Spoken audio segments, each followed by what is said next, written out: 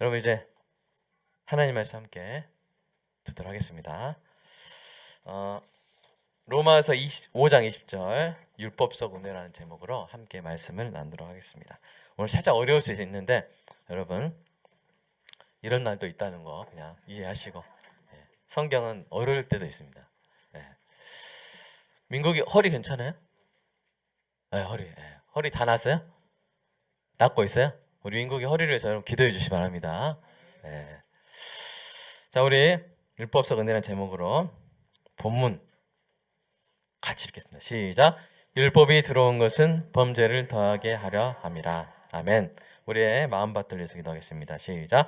사랑의 아버지 하나님, 설교자가 성령님의 인도하심으로 성경을 정확하게 설교한다면 성도가 듣는 것은 설교자의 말이 아니라 하나님의 말씀이며, 성도가 마음속에서 듣는 음성은 그리스도의 음성인 줄 믿습니다. 설교 듣는 일에 제일 되는 목표는 내 자아 욕구를 만족시키는 것이 아니라 나의 관심을 하나님께 합당하게 돌려서 하나님을 보고 기뻐하여 하나님께 영광을 돌리는 것임을 고백합니다. 이제 설교를 통해 오늘 나에게 주시는 하나님의 말씀을 받을 때 내 마음이 옥토가 되게 하시고 성령님의 조명하심으로 오해 없이 겸손하게 받아 회개할 것은 회개하고 위로받을 것은 위로받고 배워야 할 것은 배움으로써 백배의 열매를 맺게 하소서. 예수님의 이름으로 기도합니다. 아멘. 1919년, 그러니까 지금으로부터 100년 전에 미국에서 일어난 일인데요. 1월 달에 주류, 술의 그 제조, 판매, 운송을 금지하는 미국 수정헌법 제18조가 비준되었습니다. 그 시행령인 볼스테드 법으로 미국 전체에서 독주를 제조하거나 판매하거나 운송하는 것이 금지됩니다. 당시에 미국 사회 전반에 이 음주 문화가 찌들어 있어가지고요. 알코올 중독, 가정폭력, 그 다음에 술 먹고 회사 안 나가고 이런 일이 너무 많아가지고 이제 금주법을 전격적으로 시행을 한 것이죠. 당시 금주법에 기준이 되는 독주가 0.5%인가 그렇다 하더라고요. 그래서 여러분, 소주가 몇 도입니까? 하여튼 몇 프로입니까? 잘 모르시죠? 근데 맥주가 한 3.4%라고 하는데 맞는지 모르겠습니다만, 어쨌든 그러니까 엄청 도수가 낮죠. 근데 그런 것도 다 술로 해가지고 이 만들거나 사거나 마시지 못하게 한 것이죠. 마시지 못하게 한 것은 제가 모르겠습니다. 어쨌든 제조, 판매, 운송을 못하게 했습니다. 이 금주법의 시행으로 알코올 소비량 감소 효과가 일시적으로 나타났는데요. 당시에 미국은 호황기였어요. 그러니까 사람들에게 뭐가 많아요? 돈이 많았어요. 그리고 사람들이 술을 마시고 싶어 했어요. 근데 금주법을 하니까 이제 많은 돈을 내서라도 술을 어떻게든 구하려고 하다 보니까 결국 뭐가 유행하게 되면 밀주가 유행을 하게 됩니다. 문샤인이라고 하는 불법으로 제조되거나 밀수로 들어온 이 밀주가 엄청나게 소비되는데요. 이 밀주 장사를 바탕으로 천문학적인 검은 돈을 쥐게 된 세력이 바로 마피아죠. 마피아. 그 마피아의 정점에 오른 사람이 바로 여러분 알카포네. 알카포네가 됩니다. 그는 1927년 기준으로 밀주 판매, 도박, 기타 범죄를 통해서 1억 500만 달러를 벌어들였는데 100년 전 그 돈이 1억 500만 달러면 지금 얼마인지 모르겠어요. 물가 상승률을 감안하면 천문학적인 액수죠.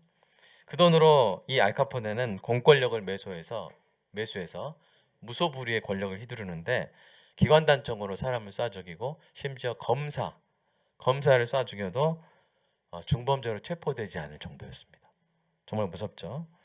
이렇게 미국의 금주법 이야기는 때로는 인간의 본성을 억제하는 법이 더 중한 범죄를 유발할 수 있다는 그런 아이러니를 남겼습니다. 자, 그렇다면 가로 2번인데요. 우리는 오늘 본문을 어떻게 해석해야 될까요? 율법이 들어온 것은 범죄를 더하게 하려 함이라. 여러분, 이 말씀을 금주법이 그랬던 것처럼 범죄가 더 많아지고 심해지게 하는 주된 효과가 율법에 있다는 의미로 우리가 해석할 수 있을까요? 만약 그렇다면 율법은 해로운 것이죠. 그러나 정말로 그렇게 해석할 수 있을까요? 물론 인간은 하지 말라고 하면 더 하고 싶은 죄성을 가지고 있죠. 우리가 이제 고속도로 가다 보면 100km 제한이면 왠지 101km 가고 싶고, 여러분 99km 가는 사람 없죠? 101, 한 103 밟아도 내비게이션에는 100으로 나오죠. 그러니까 뭔가 좀 안 걸리는 한에서 10%까지는 봐주니까 한 109km까지 달려보고, 뭐 그런 마음이 있습니다. 그러한 죄성이 율법을 만날 때 율법이 금지하는 것을 더 욕망하게 되기도 하죠. 누군가 그런 말 했는데, 나는 금지되었으므로 욕망한다, 뭐 그런 말 누가 했나요? 그러나 이러한 부작용을, 이건 사이드 이펙트죠. 부작용이죠. 이것을 율법의 주된 효과라고 볼 수는 없습니다. 오히려 그것은 율법의 주된 효과라기보다는 모든 규제를 싫어하는 인간 본성의 발현이라고 우리가 봐야겠죠. 그렇다면 하나님은 왜 율법을 주신 것일까요? 여러분, 율법이 들어왔다. 오늘 본문에서 율법이 들어온 것은 이렇게 있죠. 하는 이 동사를 원어를 보면 옆으로를 의미하는 파라라는 접두사가 붙어 있어요. 그러니까 12절에 아담이 죄를 지음으로 죄가 세상에 들어왔다 그랬죠? 그때 들어왔다 할 때는 에세르코마이, 이제 발음이 그렇습니다. 에이세르코마이. 근데 들어왔다는 거예요. 그런 뜻을 가진 동사인데 20절에서 오늘 본문에서 율법이 들어온 것을 할 때 그 들어온 것은 12절에 들어왔다는 동사랑 비슷한데 뒤에 보면 똑같죠, 거의. 그리고 빨간색은 파라, 이게 파라예요, 파라. 파라는 뭐냐, 옆에. 파라클레오 하면은, 파라클레토스 하면 보혜사, 우리 옆에 계신 성령님을 말하거든요. 그러니까 이제 옆에 같이 들어왔다는 거예요. 그러니까 하나님이 죄가 세상에 들어온 것을 보시고 특정한 목적으로 율법을 죄 옆으로 같이 보내주신 거예요. 왜 그러셨을까요? 여러분, 사람은 이미 아담의 죄로 인해 정죄를 받았습니다. 율법이 없어도 정죄, 이미 죄인이 됐어요. 두 번째, 또 율법이 죄를 해결할 수 있는 것도 아니죠. 율법이 죄인을 의롭게 할 수 있는 것도 아니에요. 그러면 하나님은 왜 율법을 주신 것일까요? 우리가 이 범죄를 더하게 한다는 그 말에서 더하다는 증가하다는 뜻을 가지고 있어요. 그래서 이거 표현을 좀 더 해석해 보면 우리가 그 율법의 목적을 알 수가 있는데요. 이 증가하다라는 표현을, 범죄가 더한다는 표현은 두 가지로 해석이 가능합니다. 하나는 범행이 증가한다, 또는 범죄 사실이 증가한다. 두 번째는 범죄 혐의 또는 죄목이 더 드러난다, 이렇게 해석할 수 있는 거예요. 그러니까 범행이 증가한다는 것은 예를 들면 막 절도가 더 늘어나고 살인이 더 늘어나고 이렇게 범죄 사실의 수가 증가하는 것을 말합니다. 죄를 더 많이 짓게 된다는 것을 의미해요. 반면에 범죄 혐의가 드러난다는 것은 뭐예요? 어떤 사람이 이런 짓도 하고 저런 짓도 그런 짓도 했는데 처음에 이런 짓이 예를 들어서 직권남용죄로 기소가 됐어요. 근데 수사받는 중에 뇌물죄가 또 드러나는 거예요. 이런 식으로 그 사람이 죄를 졌는데 안 드러났던 것들이 점점 더 드러나게 되는 것이죠. 이런 것을 범죄가 더한다, 이렇게 그 말의 의미로도 우리가 볼 수가 있는 거예요.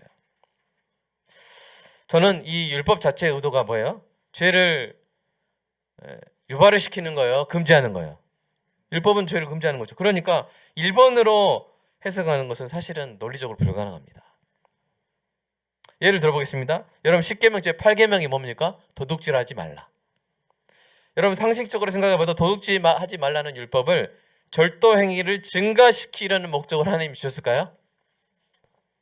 아니죠. 그럴 수 없어요. 그러므로 범죄가 증가한다는 말은 범죄 행위 또는 범죄 사실이 증가한다는 뜻으로 해석할 수 없습니다.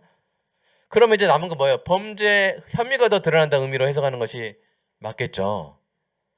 좀 더 이제 우리가 문맥에 따라서 그 적합성을 따져보면 가로 3번입니다. 본문을 그래서 더 친절하게 한번 번역을 해볼게요.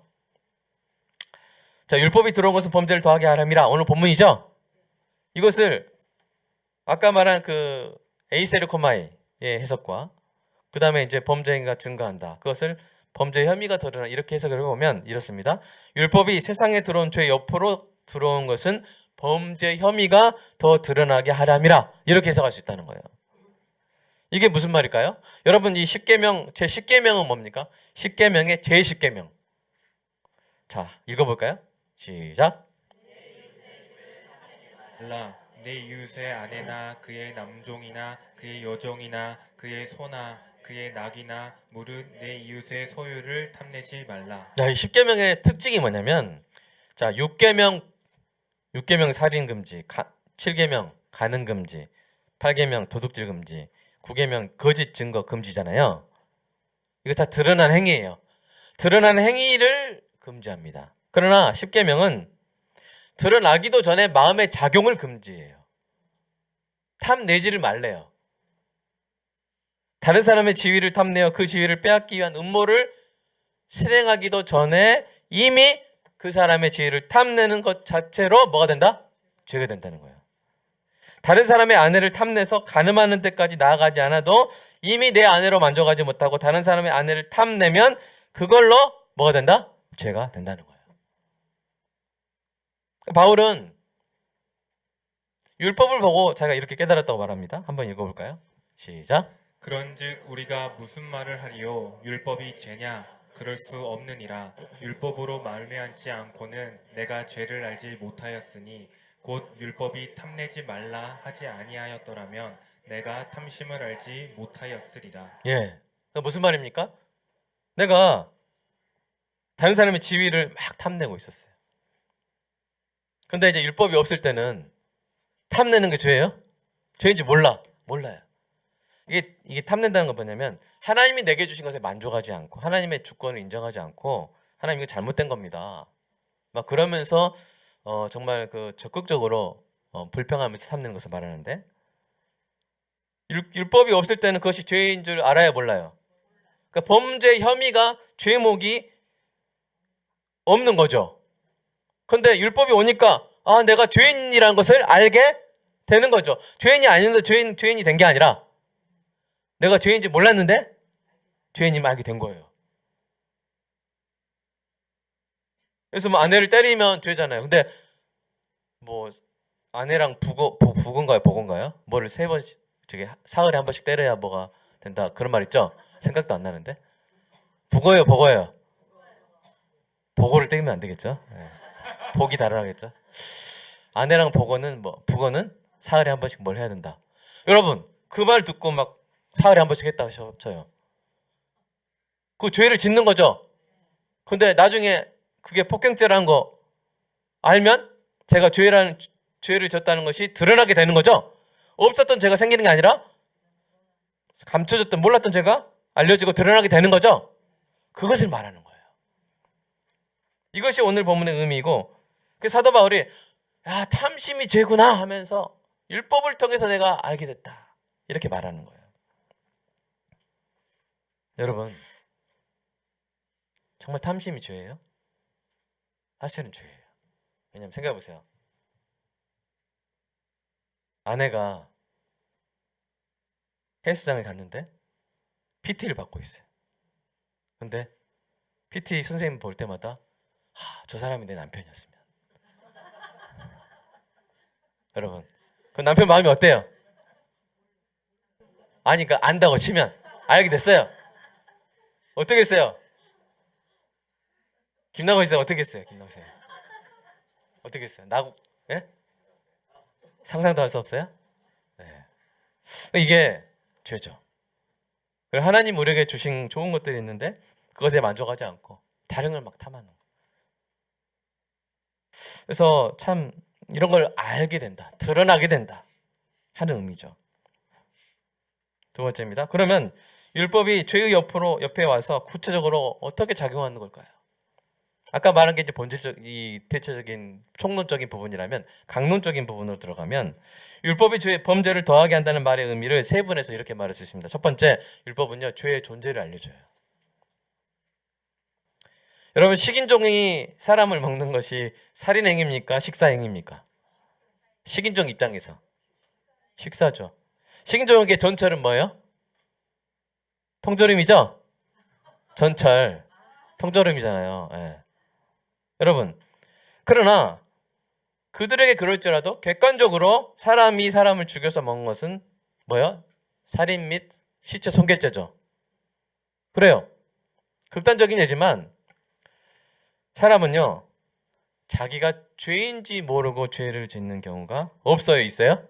있어요. 여러분 어린아이 보십시오. 힘센 애가 힘없는 아이 치고 물건 뺐습니다. 그러면 죄의식이 있을까요? 없어요. 그렇기 때문에 가르쳐야 되는 거예요. 그러면 안 돼. 이건 친구 거야. 친구가 또 빌려주면 가져와. 이렇게 해야 되겠죠? 그래서 가르쳐 주는 거예요. 아이는 몰라요. 죄인지 모르고 죄를 짓는 거예요. 그래서 사도 바울이 이렇게 말한 겁니다. 읽어볼까요? 시작. 죄가 율법 있기 전에도 세상에 있었으나 율법이 없었을 때에는 죄를 죄로 여기지 아니하였느니라. 아담 때문에 죄가 세상에 들어왔죠? 근데 나중에 이제 율법이 같이 들어오죠? 옆으로. 그게 뭐예요? 율법이 있기 전에도 죄는 세상에 있었으나 사람들이 죄를 죄로 여기지 않았던 거예요. 여러분 율법의 이러한 적용은 매우 중요합니다. 여러분 우리 몸에 병이 있다면 이것을 모르는 것이 좋습니까? 아는 것이 좋습니까? CT나 MRI 검사가 우리 몸에 있는 병을 알려줘야 우리가 고치죠. 그렇듯이 율법은 우리 안에 있는 죄를 드러나고 알려주는 것이죠. 드러나게 알려주는 거예요. 이것이 은혜인 줄로 믿습니다. 죄를 짓고 하나님의 진노 아래서 멸망하고 있으면서도 그 심각한 사실을 알지 못하는 것은 중병을 앓고 있으면서도 의사의 진단 없이 자신도 모르게 죽어가는 것 같은 비극인 것이죠. 그러므로 죄가 들어온 세상에 율법을 옆으로 함께 보내주신 것은 하나님의 은혜인 줄로 믿습니다. 오늘 제목이 뭐였죠? 율법 속 은혜예요. 발견하는 거예요. 자, 두 번째, 율법의 작용은 뭐냐면 죄의 본질을 알려주는 거예요. 여러분 죄의 본질이 뭡니까?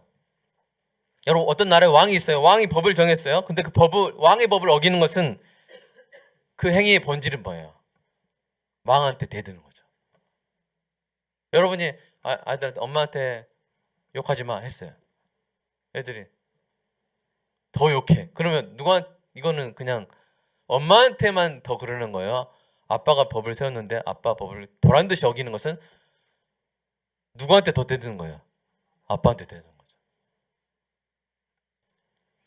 헌법을 어기는 것은 헌법을 제정한 국민 주권에 반하는 행위예요. 그죠? 우리 지난달 박근혜 그때 이제 국정농단할 때 그것이 왜 국민들이 화가 났습니까? 우리 국민 주권에 의해서 뽑아놨는데 딴 사람이 대통령하고 있는 거예요. 우리 국민을 모독한 거죠. 그래서 그 자괴감이라는 그때 단어가 유행했잖아요. 국민을 모독하는 거예요. 그래서 요셉처럼 성령 충만한 사람은 이걸 알았어요. 요셉처럼 성령 충만한 사람은 율법이 주어지기 전에도 이것을 알았어요. 한번 읽어볼까요?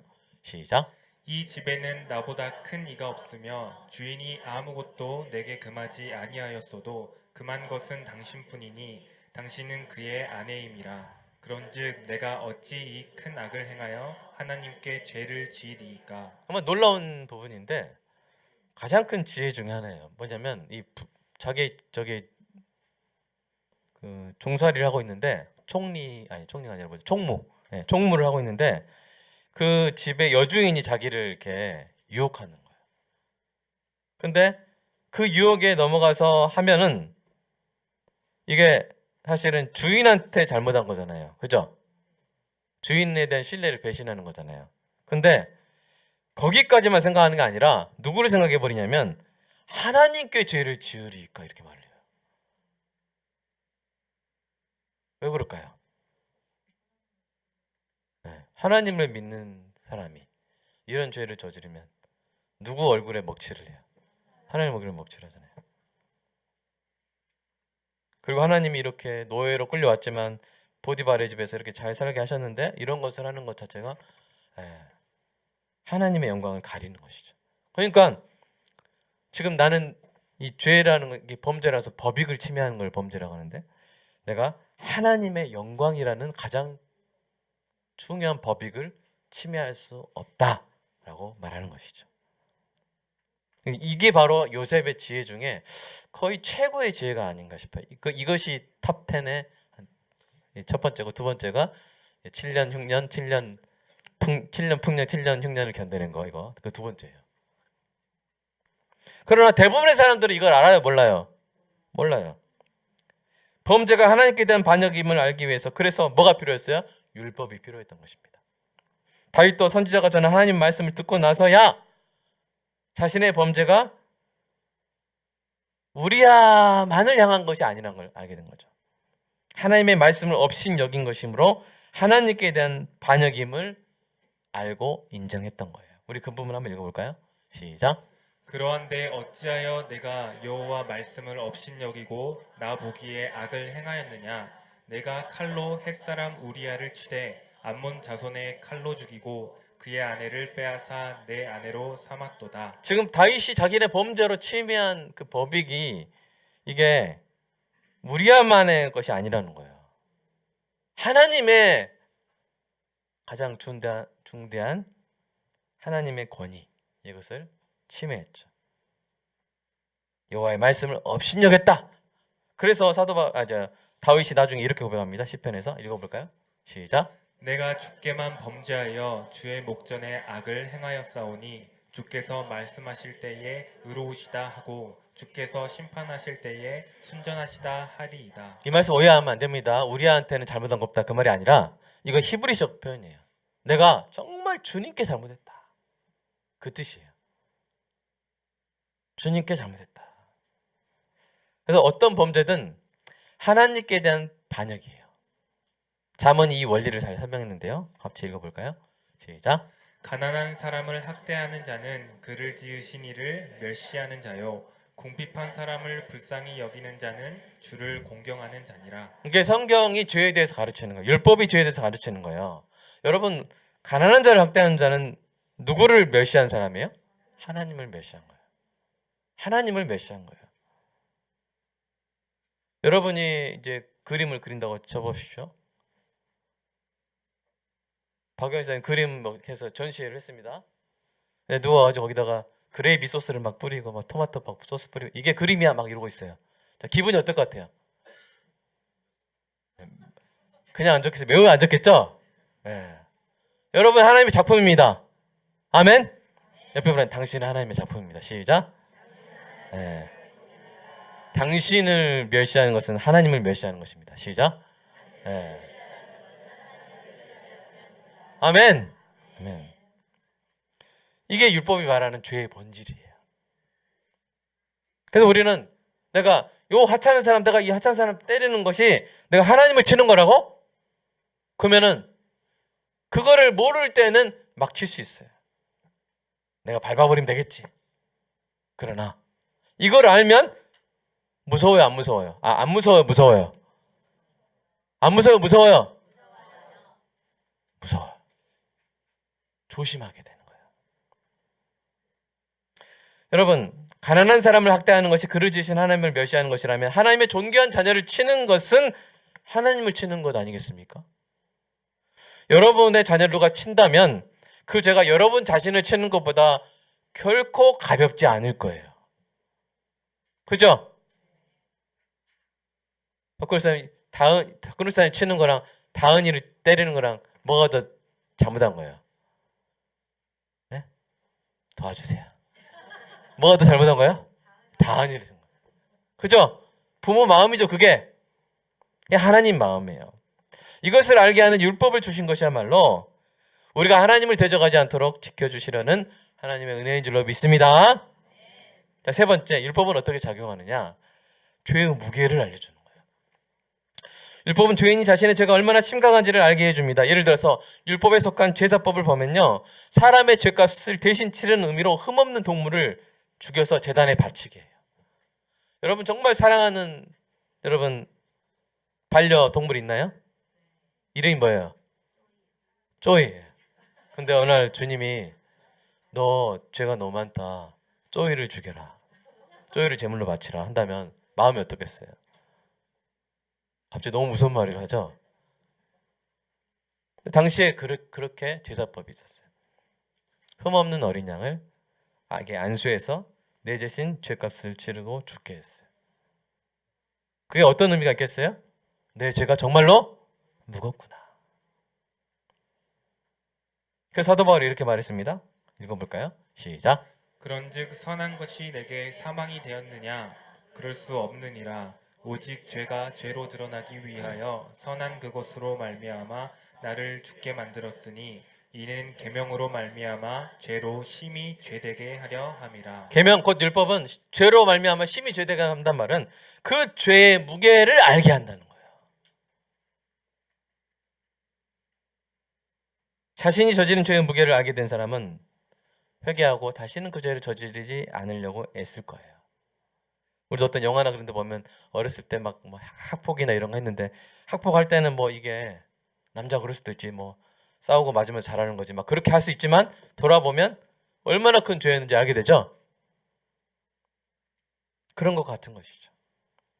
그러나 자신의 저지른 죄가 가볍다고 생각하는 사람은 그 범죄를 반복할 가능성이 큽니다.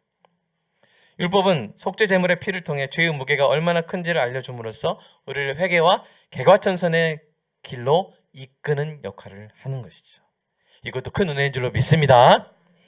요약하면 율법은 죄의 존재와 죄의 본질과 죄의 무게를 알려줌으로써 이미 우리 안에 있는 죄를 깊이 깨닫게 하는 것이죠. 이것이 하나님이 주신 율법 속 은혜입니다. 여러분 생각해 보십시오. 우리 모두가 죄를 저지르며 살아갑니다. 인정하십니까? 그런데 어떤 사람은 죄를 저지르고 나서 내가 왜 그랬지? 가슴을 치고 후회하는 사람이 있고, 다른 사람은 자신이 죄를 저지르고 있다는 사실조차도 인식하지 못하는 사람이 있다고 생각해 보세요. 자, 누가 더 위험합니까? 1번이요? 2번이요? 2번이에요. 자신이 죄를 짓고 있다는 사실을 모르는 사람이 더 위험해요. 그래서 하나님이 율법을 주신 거예요. 이 세상에 죄만 들어오고 율법이 그 옆으로 함께 들어오지 않았다면 지금보다 훨씬 더 끔찍했을 것입니다. 생각해보세요. 사람들이 막 웃으면서 때려, 막 죄인지 모르고 웃으면서 막 도둑질하고 막 아무렇지 않게 강도질하고. 여러분, 율법이 주어졌음에도 세상이 타락이 이렇게 심한데, 율법이 아예 주어지지 않아서 모두가 죄의식 없이 죄를 짓는다면 너무나 끔찍한 세상이 되지 않겠어요? 죄의식 없이 죄 짓는 사람 뭐라 그래요? 무슨 패스라 그래요? 사이코패스라고 하죠. 죄의식 없이, 피해자의 그 고통에 대한 공감 없이 죄를 짓게 되는 거예요. 그리고 개인적인 차원에서 봐도 여러분, 죄는요, 내가 막 죄를 짓다 보면 부메랑이 돼서 돌아오죠. 그죠? 그러니까 죄를 아는 게 중요해요. 율법을 통해서. 내가 죄인인 줄 모르고 행하는 일이 결국 나에게 돌아올 수 있기 때문에, 그러므로 죄를 아는 것이 결국 나를 보호해 주는 거죠. 나를 보호해 주는 거예요. 그런 친구 있잖아요. 이렇게 자기도 모르게 죄를 짓는데 결국 사람들이 막 복수하게 되는 그런. 그러니까 이것도 율법 속의 은혜인 줄로 믿습니다. 게다가 율법의 목적은 이게 끝이 아니에요. 3번입니다. 율법의 궁극적인 목적은 죄인을 예수님께로 인도하는 데 있어요. 자, 그 부분 한번 읽어볼까요? 갈라디아서 말씀 시작. 이같이 율법이 우리를 그리스도께로 인도하는 초등 교사가 되어 우리로 하여금 믿음으로 말미암아 의롭다함을 얻게 하려 함이라. 아멘. 여러분, 독에 중독된 사람이 그 사실을 알지 못하면 해독제를 찾겠어요? 안 찾겠어요? 안 찾아요. 독에 중독된 사람은 가장 먼저 뭘 알아야 돼요? 내가 독에 중독됐다는 사실을 알아야 돼요.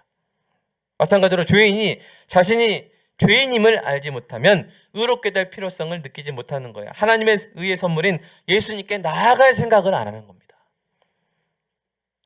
오직 자신의 죄로 인해 절망한 사람만이 길이요 진리요 생명이신 예수 그리스도 앞에 무릎 꿇고 믿음으로 말미암아 하나님의 은혜로 구원을 받게 되는 것이죠.